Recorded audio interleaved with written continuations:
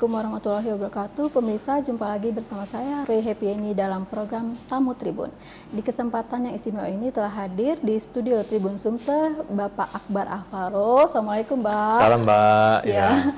Pak Akbar Alvaro adalah Ketua Kamar Dagang dan Industri Palembang. Ya, Kota Palembang. Ya, alhamdulillah masih muda, segar, fresh, dan aktif ya pastinya. Karena untuk mengundang sini berapa kali reschedule. Iya, depending. Jadi kita sangat senang ada tamu hari ini yang akhirnya sampai juga di studio Tribun Sumsel, Bapak Akbar Alvaro. Ya. Nah, Pak Akbar Alvaro, kita tema hari ini membahas tentang bisnis di Palembang, tantangan dan peluang, terutama di tahun 2025 ini. Ya, dengan banyak sekali yang event yang sudah dijalani ya, ada pilkada yang baru lalu akhir tahun kemarin, dan sekarang kita juga dengan pemerintahan baru yang banyak sekali program-program yang menyasar pada ekonomi, termasuk untuk UMKM yang katanya piutangnya dihapuskan, kemudian mungkin dengan kebijakan-kebijakan baru yang sangat berkaitan dengan dunia usaha di Palembang. Ya. Nah, mungkin sebagai pertanyaan awal kita tanya nih, sebenarnya kondisi bisnis di Palembang sekarang ini seperti apa, Pak? Silakan. Ya, baik, terima kasih. Assalamualaikum warahmatullahi wabarakatuh. Pemirsa Tribun, ini? Tribuners. Ya, yang tak asing lagi, Mbak, bagi saya. Oh ya. Alhamdulillah sudah hampir ini yang keempat kalinya saya di sini. Ya. Dan terima kasih sekaligus mohon maaf sudah berapa kali diundang. Alhamdulillah hari ini bisa sempat hadir 3 kali ya. Pending terus ya, mohon maaf, Mbak ya. Nggak apa-apa. Jadi mungkin terkait dengan apa yang ditanyakan tadi ya, peluang dan juga bagaimana kondisi ekonomi pasca beberapa event ya. Salah satunya yang cukup ya menguras ya, baik itu tenaga, pikiran, dan juga berdampak terhadap sisi ekonomi juga, yaitu ya event pemilu ya, dari Pilpres, dari Pileg, Pilpres, dan juga terakhir itu adalah pilkada di kabupaten kota maupun di provinsi. Nah, untuk itu sendiri ya, dari kami Kadin melihatnya dari tingkat nasional banyak sekali yang kita tangkap hal-hal yang positif, Mbak, terhadap dunia ekonomi ya, terutama yang ada di Kota Palembang. Kalau dalam skup luasnya itu Provinsi Sumatera Selatan. Kalau kita bicara ini mungkin saya ingin lebih bicara yang lebih di domain saya, itu Kota Palembang. Turunan dari kebijakan pemerintah baru ya tingkat nasional, yaitu kebijakan Bapak Presiden terpilih dan Wakil Presiden Bapak Presiden kita Pak Prabowo dan juga Mas Gibran Raka Buming Raka, sangat banyak sekali dampaknya, Mbak. Salah satunya tadi yaitu ya penghapusan hutang bagi pelaku usaha UMKM yang terutama nelayan dan petani ya, yang ditegaskan. Dan juga ada satu lagi program yang cukup signifikan adalah terhadap rumah ya, program 3 juta rumah untuk pelaku usaha kecil dan menengah. Nah, di sini kita menyambut baik sekali. Dan satu lagi, Mbak, ini kebijakan yang cukup strategis ya, yaitu makan bergizi. Makan siang bergizi. Yang sekarang sudah berjalan ya, baru kemarin kalau nggak salah dimulai, dan alhamdulillah dampaknya juga sangat membantu ya bagi perekonomian dunia usaha yang ada di Kota Palembang maupun daerah lain. Karena tidak bisa lepas, jadi kebijakan pemerintah pusat itu turunannya itu sampai ke tingkat paling bawah, perdesaan bahkan sekaligus seperti itu kan. Nah, di sini kalau kita lihat peluang potensi kebijakannya itu sangat ya, kita harapkan ya di 2025 ini nanti akan menimbulkan geliat ya bagi pertumbuhan ekonomi, dampak yang signifikan bagi pelaku dunia usaha UMKM khususnya ya, kita bicara UMKM menengah maupun skala besar. Nah, di sini program-program strategis dari pemerintah pusat tentu saja harus dijalankan ya, pemerintah provinsi dan kabupaten kota, terutama Kota Palembang. Nah, kalau untuk kita lihat sendiri dampak yang ditimbulkan ya, kita ambil contoh simpelnya makan siang bergizi lah ya. Ini sudah banyak sekali melibatkan sektor-sektor usaha UMKM ya, industri rumahan, yang dimana dilibatkan ya kita lihatnya banyak sekali ya, diperlukan ya ayam, telur dan bahkan susu. Nah ini kan pelaku-pelaku usaha ternak ayam itu nanti akan berdampak terhadap itu kan. Ada multiplier efeknya. Multiplier efeknya. Nah ini kita sangat menyambut baik dan kita yakin ya, optimis ya. Tentu saja sebagai pelaku usaha kita harus optimis menyambut tahun 2025 ini kebangkitan ekonomi bangsa kita, terutama kebangkitan ekonomi Kota Palembang. Nah terhadap kepala daerah yang baru terpilih khususnya Kota Palembang, saya yakin ya dan percaya tentu saja pemerintah Kota Palembang yang dimana Kota Palembang ini merupakan etalase bagi pemerintah Provinsi Sumatera Selatan karena kita adalah ibu kota yang ada di Provinsi Sumatera Selatan ini. Dunia usaha harus banyak dilibatkan di sini. Karena tentu saja untuk menopang sektor-sektor usaha yang terkait dengan regulasi pemerintah ini ya harus ya kebijakan yang pro pelaku usaha. Saya yakin pemerintahan yang nanti akan berjalan kalau kita lihat ya yang berdasarkan keputusan KPU adalah yang terpilih untuk wali kota adalah Bapak Ratu Dewa dan Prima Salam ya, Bapak Prima Salam. Saya yakin mereka berdua ini mampu nanti bekerja sama dengan stakeholder terkait, terutama kami pelaku usaha untuk membangkitkan sektor usaha, terutama yang nantinya bermuara kepada ya PAD pemerintah Kota Palembang. Kalau yang potensial banyak sekali, Mbak. Tadi saya sebutkan tadi ya, sektor usaha UMKM, peternak ayam, dan juga terutama destinasi wisata. Saya yakin destinasi wisata ini yang nantinya akan menjadi sektor usaha yang sangat potensial bagi memberikan sumbangsi atau kontribusi positif pembangunan ekonomi yang ada di Kota Palembang khususnya itu, Mbak. Nah tadi udah sangat menjanjikan ya di awal tahun ini ya, program pemerintah mudah-mudahan berjalan seperti yang diharapkan oleh semua ya. Pemerintah maupun yang terlibat di sini kita harapkan UMKM juga.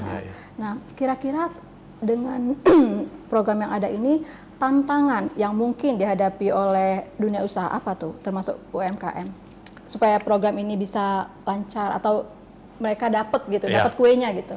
Jadi ya ibarat gini ya, kebijakan itu sudah dibuat yang memang ya kalau kita melihat kebijakan pemerintah pusat, yaitu kebijakan Bapak Prabowo, Presiden kita, itu sudah pro pelaku usaha ya yang multiplier efek tadi. Tetapi tantangannya adalah ya pelaku usaha ini siap atau tidak.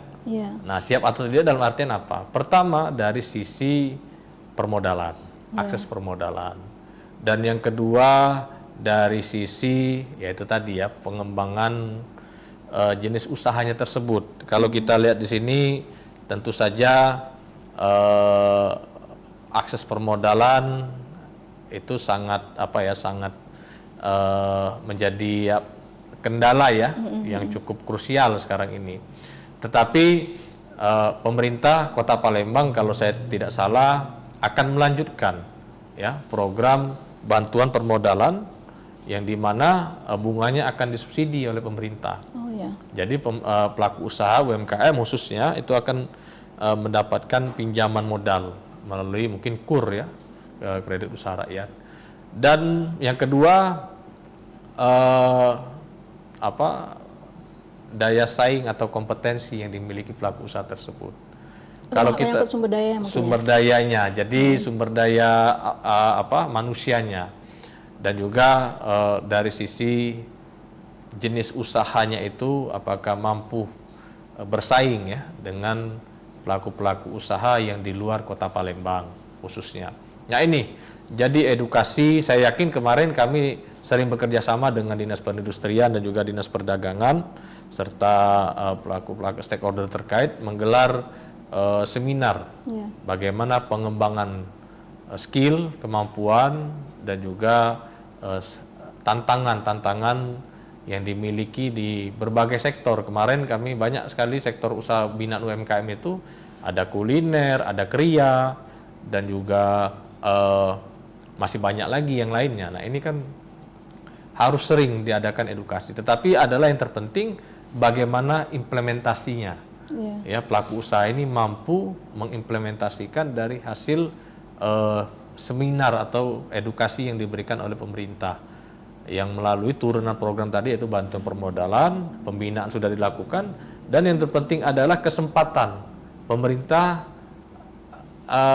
Kami harapkan memberikan kesempatan kepada pelaku-pelaku usaha lokal ini untuk memberikan sumbangsinya bagi program-program strategis tadi yang diberikan oleh pemerintah kita. Iya, Pak, mungkin dari pengalaman Pak Akbar sebagai Ketua Kadin yang sudah berjalan beberapa tahun ya Pak ya? Ya, saya sudah masuk tahun ke-4, jalan ke-5 ini Pak. Ya. Nah, tadi kan udah ada program-program itu, tentunya sebelumnya sudah ada kan. Nah, seefektif apa gitu program-program itu membantu dunia usaha, terutama yang UMKM ya mungkin? Kalau program yang sudah kami kemarin, Kadin ya, khusus program Kadin, kemarin banyak sekali ya, terutama kami Kadin Kota Palembang dengan Kadin Provinsi Sumatera Selatan, dan juga Kadin Indonesia, Kadin Pusat. Kadin Provinsi Sumatera Selatan juga kemarin menggelar kegiatan Kadin Expo, di mana memberikan kesempatan bagi pelaku usaha UMKM untuk memasarkan produknya, dan juga sekaligus kami Kadin Kota Palembang menggelar juga edukasi dan juga bantuan membuat perizinan OSS. Kami hadirkan pada saat itu bekerja sama dengan PTSP Kota Palembang, dinas terkait, Dinas Perdagangan, BPOM, dan juga mengurus bagaimana sertifikasi halal. Nah ini sudah banyak yang dilakukan, dan alhamdulillah antusiasnya banyak sekali bagi pelaku usaha UMKM yang pada saat itu ikut acara. Dan yang sangat penting, ini program Kadin Sumsel kemarin meluncurkan launching kopi Sumsel. Oh ya. Nah, kopi Sumsel ini kan salah satu produk unggulan provinsi kita, tetapi tidak menggema ya di tingkat nasional maupun tingkat dunia. Untuk itu kemarin alhamdulillah kita launching kopi Sumsel. Tindak lanjut dari launching kopi Sumsel itu, kita menggelar rekor muri, Mbak, Kadin Sumsel ini.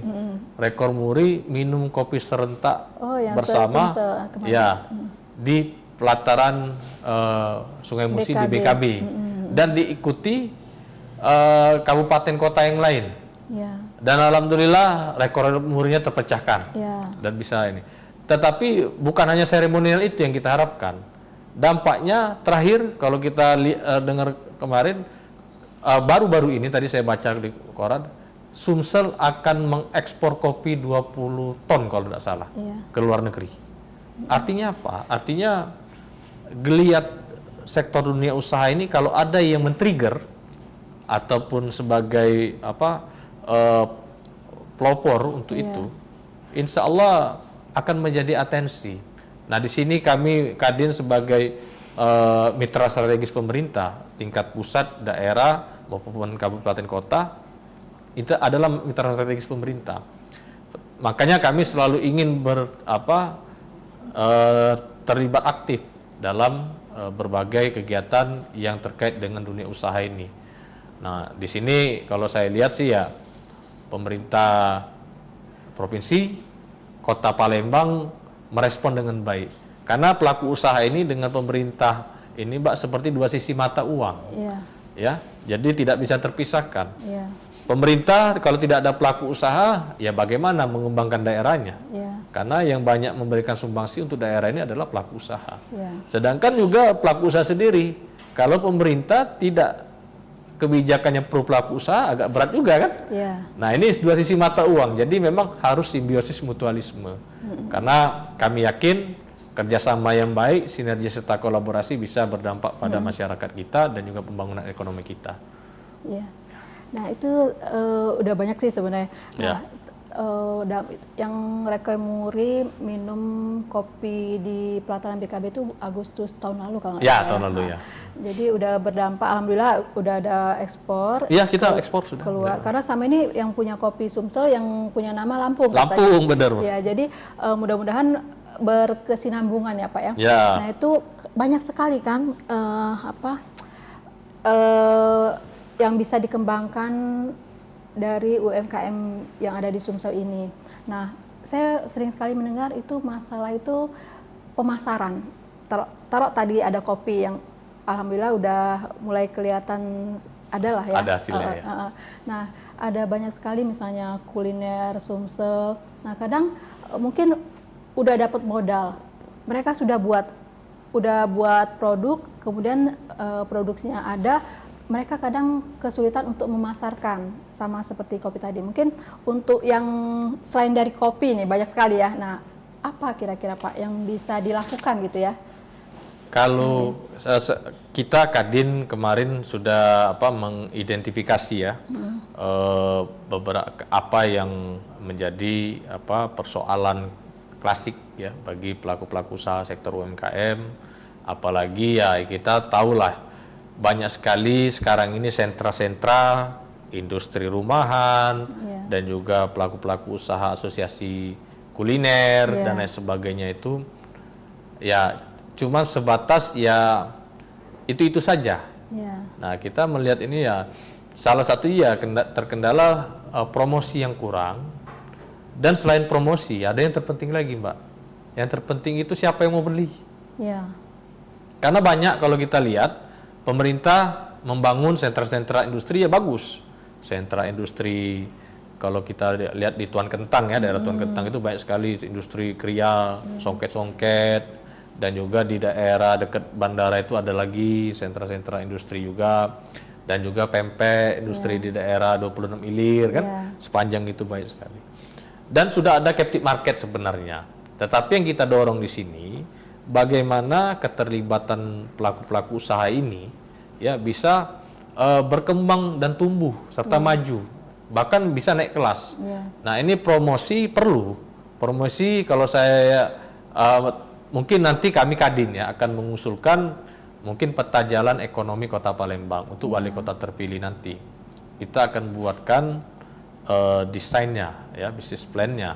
Dan juga mapnya. Ya, kalau bahasanya white paper lah gitu kan. Nah, di sini kita akan buatkan bagaimana sektor pelaku usaha UMKM ini ya bisa tadi yang kita harapkan. Karena kalau kita melihat ya negara-negara lain seperti di Thailand, seperti di Malaysia, di China, itu kan banyak masyarakatnya sektor-sektor UMKM ini yang dikedepankan gitu kan. Nah, ini kita lagi desain. Kita melibatkan nanti akademisi dan juga pelaku usaha yang memang nanti akan kita undang untuk dengar pendapat dengan kita buatkan peta jalan.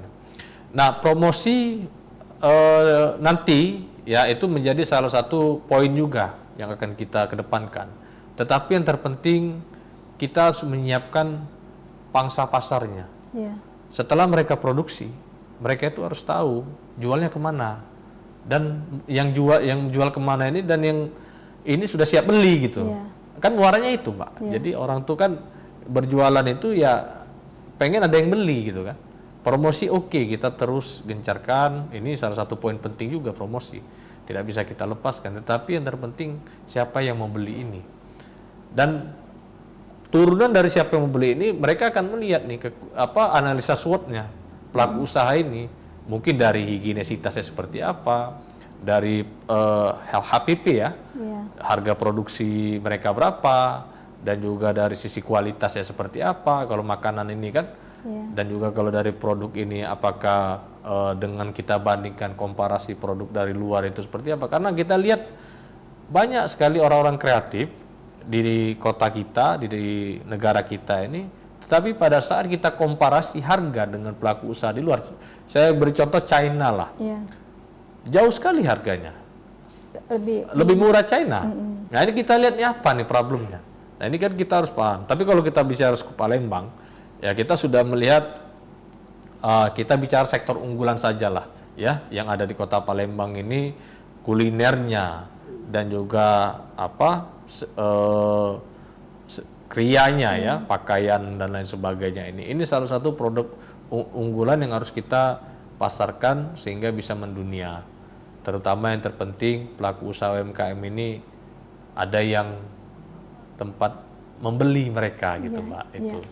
Oke, mungkin kita balik lagi ke permodalan. Mungkin bagaimana kira-kira investor ya, antusias investor terhadap dunia usaha di Palembang ini? Mungkin UMKM itu tidak hanya butuh modal dari pemerintah mungkin ya, kalau ada bantuan dari pemerintah, mungkin juga investor ya. Seantusias apa investor membantu atau berkolaborasi dengan UMKM yang ada di Palembang ini? Investor ini kuncinya gini, Mbak. Kalau kita banyak ngobrol juga ya dengan para investor ini, mereka mau berinvestasi asal mereka mendapatkan keuntungan juga di situ, dan juga mendapatkan jaminan dunia usahanya, dan juga kemudahan-kemudahan dalam regulasi. Dan produk yang mereka akan investasi itu ya memang sellable, ya, bisa sellable tuh ya bisa diterima lah dari ya, sellable tuh ya mempunyai nilai jual lah di situ kan. Nah, investor itu kuncinya tuh. Jadi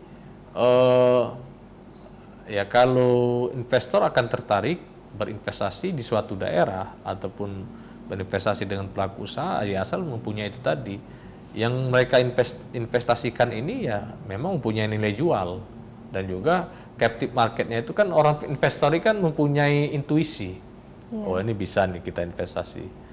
Dan saya yakin kalau kita bisa meyakinkan, nanti ini baru wacana, Mbak ya. Kadin ini baru mempunyai wacana, Kadin Kota Palembang khususnya akan ada badan investasi dan hilirisasi untuk Kota Palembang. Nah, disinilah yang akan kita coba sounding ke pemerintah, karena ya investor ini ya harus banyak yang masuk ke Kota Palembang, karena tidak bisa mengandalkan keuangan pemerintah saja, APBD saja. Harus ada pihak investor yang ikut di sini, terutama wisata. Wisata ini kan ya kalau kita lihat kemarin ada investment day, Kadin bekerja sama dengan Kementerian Pariwisata menggelar investment day. Itu ada beberapa investor-investor nasional yang hadir di sini, kita ajak. Kita tawarkan potensi-potensinya, dan mereka ya seperti yang itu tadi, Pak, bagaimana perizinannya, bagaimana kemudahan birokrasinya di sini seperti apa, dan juga lokasinya, ini aman atau tidak, ya kan investor kan banyak nih, Mbak, nanti yang akan dianalisa ya dari sisi intuisi investor ini. Nah, kalau yang semuanya sudah mencukupi, saya yakin investor akan mau. Dan bagaimana daya beli masyarakatnya, peminatnya. Nah, sehingga kalau kita lihat F&B ya, khususnya makanan, banyak sekali produk-produk brand-brand nasional sudah masuk ke Kota Palembang. Ya, kalau kita lihat di mall-mall tuh kan, kalau kita sering jalan di Jakarta, misalnya kita lihat di mall-mall Jakarta itu sudah banyak, Pak, yang masuk ke Kota Palembang. Artinya apa? Palembang ini sudah menjadi kota yang dilirik, yang dirasa masyarakatnya itu sudah mampu membeli produk mereka, brand-brand nasional tadi. Kalau kita lihat-lihat di mall, ini ada rumah makan, restoran ini udah masuk Palembang nih.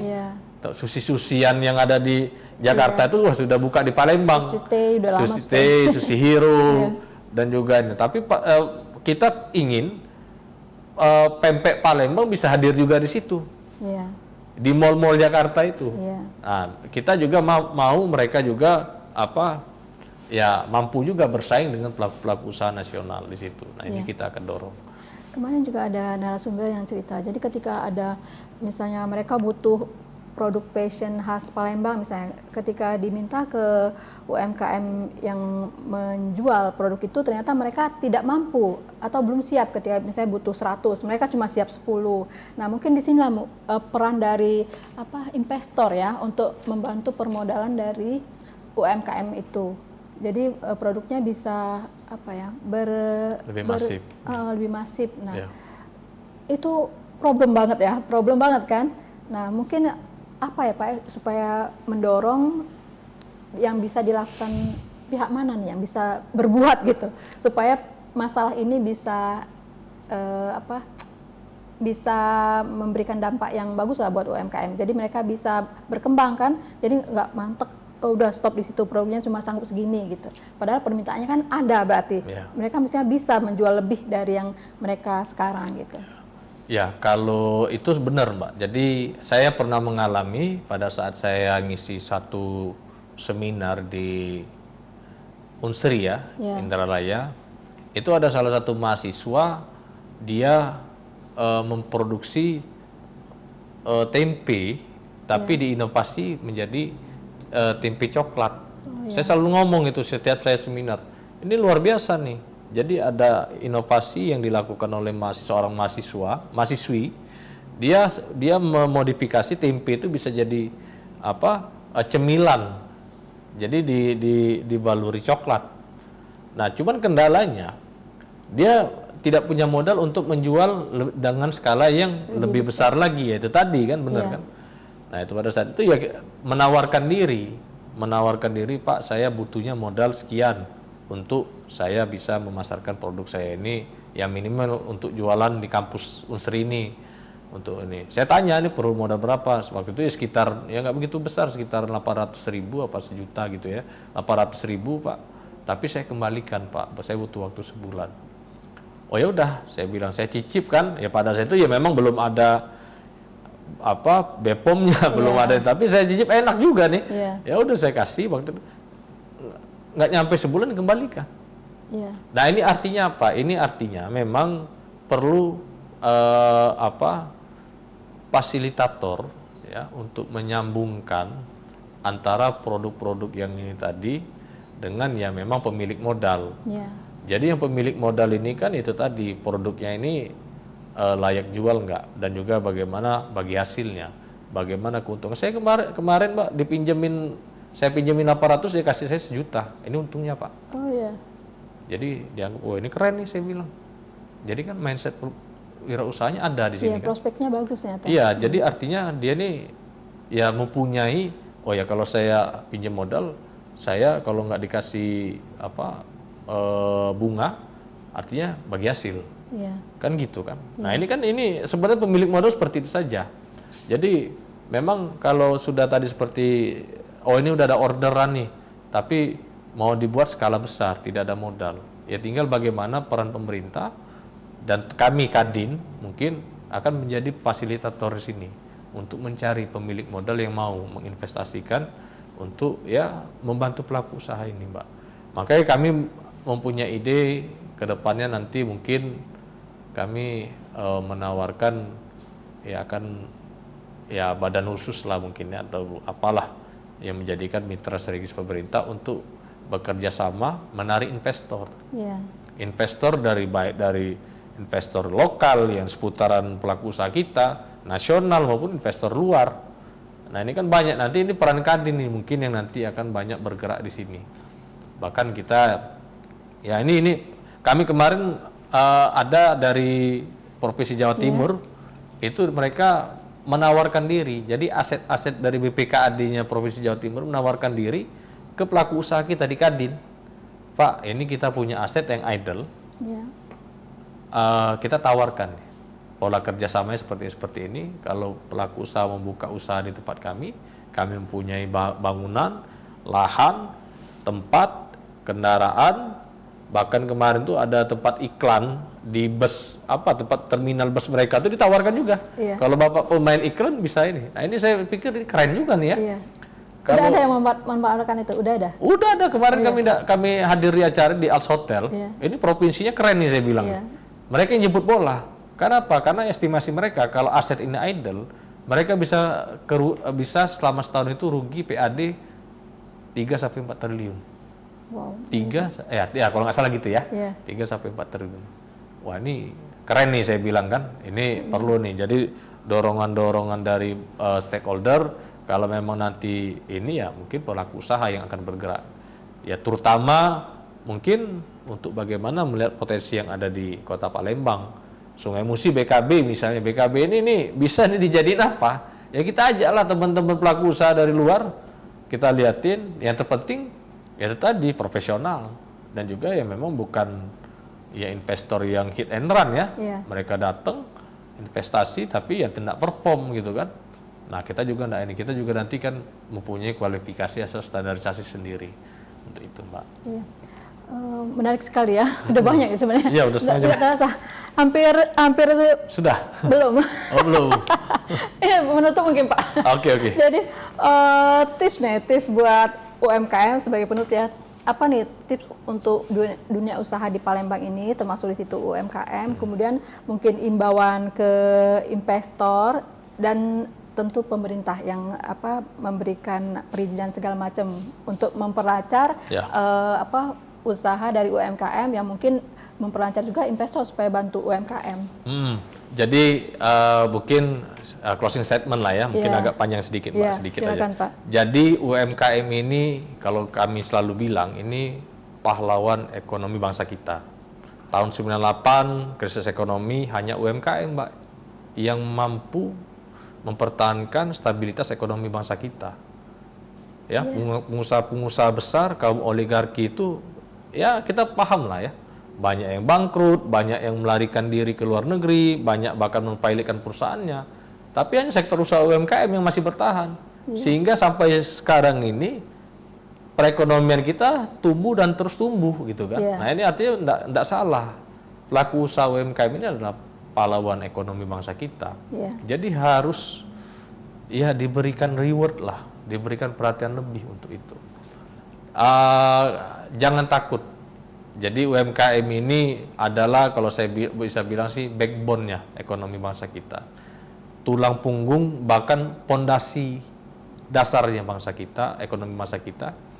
Jadi hampir 90% sektor usaha, dunia usaha yang ada di bangsa kita ini didominasi oleh UMKM. Iya. Jadi saya rasa UMKM ini harus mendapatkan perhatian lebih dan juga ya dibantu. Bahkan kalau saya bilang dari akses permodalan tidak bisa kita samakan treatmentnya dengan pelaku-pelaku usaha yang sudah established, menengah dan ke atas. Ibaratnya gini kalau saya analogikan, kita ngasih makan anak yang sudah balita, bayi maupun yang sudah besar itu kan beda. Bayi kan harus kita suapin. Ini UMKM nih, harus kita kasih ya perhatian lebih, disuapin, dibantu, dikasih kemudahan. Kalau balita kan kita kasih makan, dia makan sendiri. Kalau yang udah dewasa ya dia cari sendirilah makannya. Ya artinya kan gini, treatment ini ya harus diberikan oleh pemerintah. Saya yakin UMKM Kota Palembang mampu bersaing dan juga mudah-mudahan ya dari UMKM inilah nanti kan mungkin event-event ya skala besar, menengah yang akan diselenggarakan nanti di tahun 2025 ini saya harapkan bisa melibatkan sektor-sektor usaha UMKM dan pelaku usaha lokal. Ya, insya Allah, amin. Insya Allah. Ada lagi Pak? Itu saja. Udah banyak sekali ya, tidak terasa waktu 30 menit berlalu. Jadi mudah-mudahan apa yang disampaikan, pastinya ya, saya yakin apa yang disampaikan oleh Pak Akbar Alvaro cukup menginspirasi kita semua, UMKM yang ada di Palembang khususnya, dan Sumsel, bahkan mungkin Indonesia ya, mudah-mudahan, dan stakeholder juga bisa lebih care gitu ke UMKM atau dunia usaha secara umum di Palembang ini. Pak Akbar, terima kasih banyak atas waktunya yang sangat mahal. Wah, enggak. Alhamdulillah hari ini akhirnya kesampaian kita mengundang Pak Akbar Alvaro. Mudah-mudahan ada kesempatan lagi di berikutnya ya Pak ya. Siap. Terima kasih Pak. Terima kasih Mbak. Ayo Mbak. Assalamualaikum warahmatullahi wabarakatuh.